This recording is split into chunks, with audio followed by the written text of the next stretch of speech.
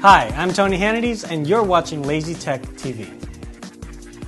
Alright, so we are going to take a look at the Galaxy S4 for Verizon Wireless. Let's go ahead and dive into it. Now, this is the 4th generation Galaxy S device, and it's the second one that's been on Verizon Wireless, and I've personally been waiting for this since I'm a Verizon customer. But first and foremost, this has got one of the best screens I've seen on a mobile device. It's a 5-inch Pure HD display. It's actually OLED, and it's a Gorilla Glass 3 display. So this is actually very, very durable. You can take even keys to it and be a little bit rough on it, and it will, be resilient to that.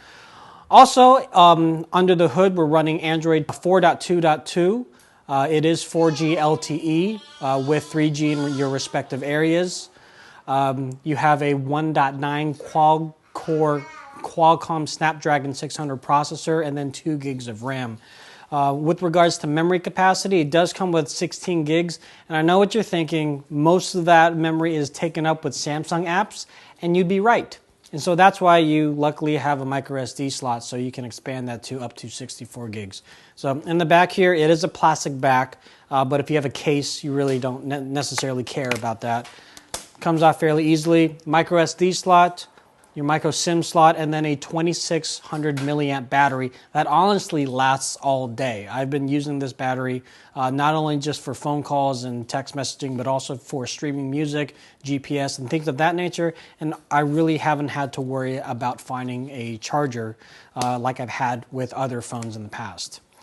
Now, what sets this phone aside from some of the other phones that are out there also is the camera. This is one of the best cameras in terms of mobile phone cameras. There's a 13 megapixel camera on the rear and then a 2 megapixel camera on front. And Samsung itself has some really nifty camera apps that come built into the phone.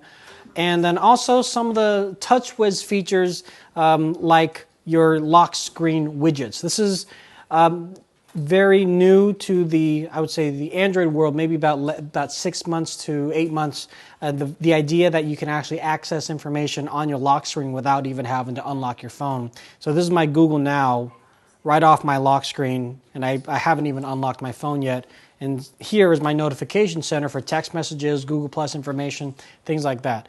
So we'll go ahead and dive into it a little bit more. But I also want to point out too, around the edges of the phone, you have your 3.5 millimeter jack, on and off switch, your plug, and then your volume toggle on the left side. So let's go ahead and unlock this phone. You can put a password. You can do the facial unlock thing if you want. One thing right off the bat that's pretty cool is that the standard shade, you can swipe down from the top, and then you have quick access to like GPS, sound, smart stay, things like that. Then you also have the access to like your brightness meter. You can change that from low to high or auto. I put it on auto. So that's pretty standard. But one thing that's cool about TouchWiz is that if you use 2 fingers and swipe down, then you have more. So it knows that you want to have access to other things like airplane mode, driving mode, and you can rearrange these at your own discretion. So that was pretty cool. All right, so one thing that sets this aside also is some of the other Samsung features like AirView. So let's go ahead and turn that on. You just 2 fingers, swipe down, turn on AirView. Now this only works with certain applications like text messaging, your calendar.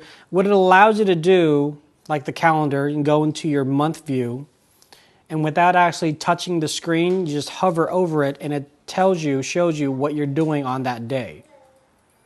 So this is also good, like let's just say your fingers are wet or they're greasy from making food or something like that, and you don't actually want to touch your screen. You just hover over a text message and it'll give you a preview of what that text message is. Another feature that is kind of gesture mounted is the ability to take screenshots just by swiping on the screen from right to left. So this was the screenshot I just took. I don't know if you can tell the difference, but another feature that I use actually quite often is the ability to answer phone calls just by waving at it. Overall, I've been very, very happy with this phone, but one big thing about that is because of the camera. I honestly, when I saw the big hoopla when Samsung announced this, I didn't think I'd be using the camera as much as I do now. You have different modes, and this is where a lot of the Samsung apps take up a lot of the memory. But the one that is a lot of fun is actually something called Drama, and it allows you to take in one frame multiple pictures of the same individual moving from left to right or right to left. One thing I don't like that happens is that when you click over from still mode to video mode, click over to video, it automatically starts recording. And I don't know if I looked in the settings, I can't find the settings to turn that off, but that's kind of annoying. But even with that being said, in the video part, you can pause your video and then continue recording if you wanted to continue recording something in the background you don't want to record. Now, as awesome as this phone is, sometimes it's a little overbearing. Sometimes it's a little complicated. Even myself, there's so much customization you can do here, it can be a little daunting. So with that being said, Samsung offers an easy mode. So if you go into your settings and you go over to home screen mode, this is the standard mode that we're in, and then there's also, well, they call it starter mode, if you will. But they make it very, very simple, where basically they provide a very simple experience of the apps that you would probably normally use. But this is easy mode, very simple to use, and nice big icon. So if you have hard of seeing, you could definitely use this mode for yourself. But don't worry, you still have access to your other apps. So you just swipe over on the screen, click on more apps, and it brings you to your other applications.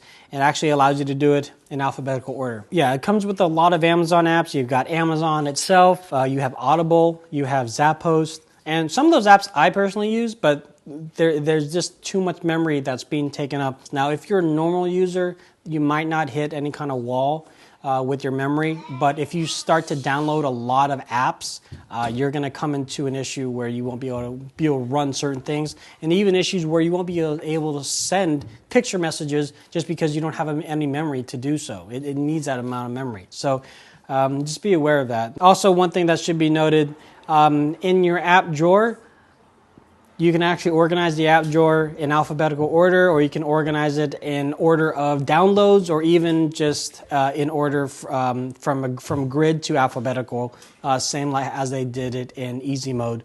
Definitely very handy, a lot of customization with the phone. Overall, I'm very, very happy with it. There's only a few minor things with the phone that I wish were changed. One of them were the amount of apps. Another one was the inability to have Wi-Fi in the quick access. From the shade, you actually have to go into Wi-Fi settings to turn that off and on. But overall, the sound quality on the phone is very good.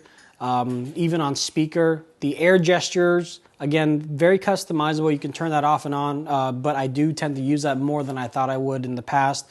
The camera is tremendous.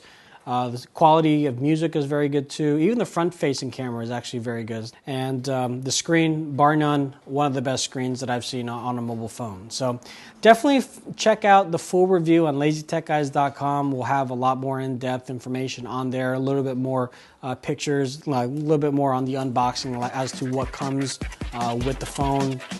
Go to LazyTechGuys.com, check out the reviews. You can also find the rest of the gang at LazyTechGuys.com. We're on Facebook, Twitter, Google+, Pinterest, Feed. Our podcast can be found in the Blueberry reviews. Also, we're on Stitcher, RDO, and if you have any questions, comments, you can always call us at 707-722-5299 or email us at comments@LazyTechGuys.com.